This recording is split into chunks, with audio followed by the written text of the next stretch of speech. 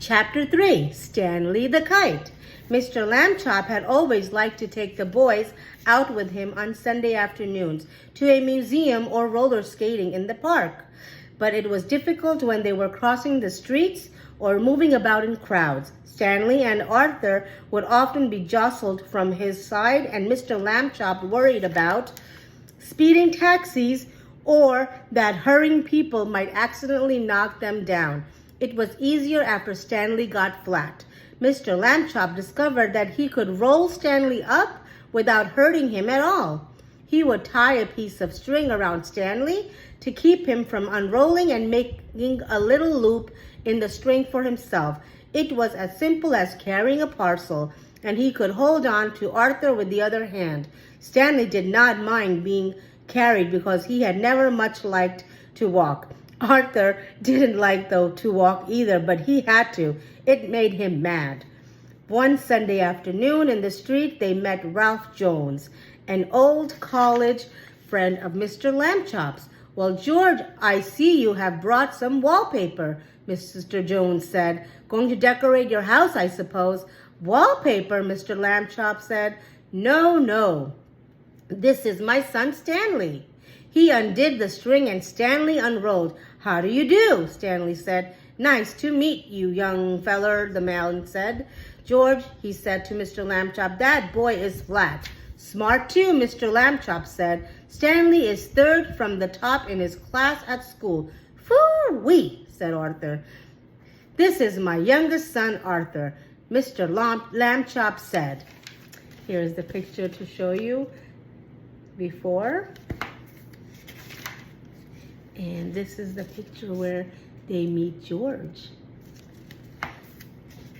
"This is my younger son, Arthur," Mr. Lambchop said, "and he will apologize for his rudeness." Arthur could only blush and apologize. Mr. Lambchop rolled Stanley up again, and they set out for home. It rained quite hard while they were on the way. Stanley, of course, hardly got wet at all, just around the edges, but Arthur got soaked. Late that night, Mr. and Mrs. Lambchop heard a noise out in the living room. They found Arthur lying on the floor and near the bookcase. He had piled a great many volumes of the Encyclopedia Britannica on top of himself. "Put some more on me," Arthur said. Look at him being soaked in the sun. In the rain, excuse me. When he saw them, "Don't just stand there, help me." Mr. and Mrs. Lambchop sent him back to bed. But the next morning they spoke to Stanley. "Arthur can't help being jealous," they said. "Be nice to him. You're his big brother, after all." The next Sunday, Stanley and Arthur went to the park by themselves. The day was sunny but windy too, and many older boys were flying beautiful, enormous kites with long tails made in all the colors of the rainbow. Arthur sighed. "Someday," he said, "I will have a big kite, and I will win a kite flying contest and be famous like." Here's that picture. "Everyone else. Nobody knows who I am these days." Stanley remembered what his parents had said. He went to a boy whose kite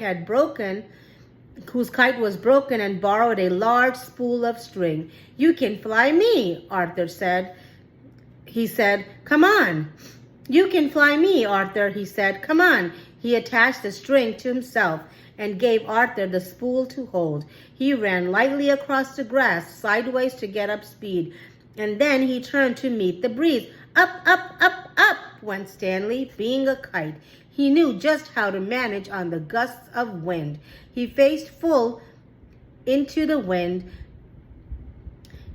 if he wanted to rise and let it take him from behind when he wanted speed. He had only to turn his thin edge to the wind and carefully, a little at a time, so that it did not hold him, and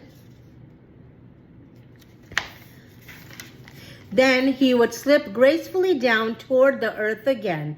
Arthur let out all the string, and Stanley soared high above the trees, a beautiful sight in his red shirt and blue trousers against the pale blue sky.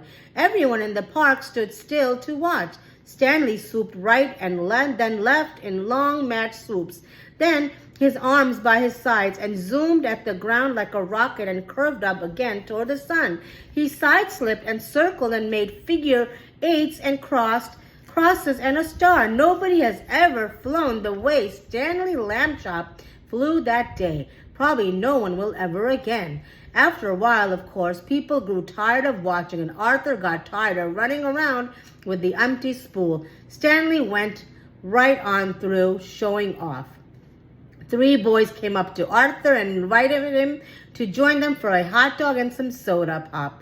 Arthur left the spool wedged in the fork of a tree. He did not notice while he was eating the hot dog that the wind was blowing the string and tangling it about the tree. The string got shorter and shorter, but Stanley did not realize how he was until the leaves brushed his feet, and then it was too late. He got stuck in the branches. 15 minutes passed before Arthur and the other boys heard his cries and climbed up to set him free. Stanley would not speak to his brother that evening, and at bedtime, even though Arthur had apologized, he was still cross.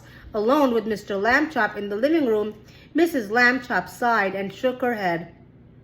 "You're at the office all day having fun," she said. "You don't realize what I go through with the boys. They're very difficult." "Kids are like that," Mr. Lambchop said. "Phases. Be patient, dear." Here is the picture of having the hot dog. And here is the picture of Stanley being stuck. We move on to chapter 4.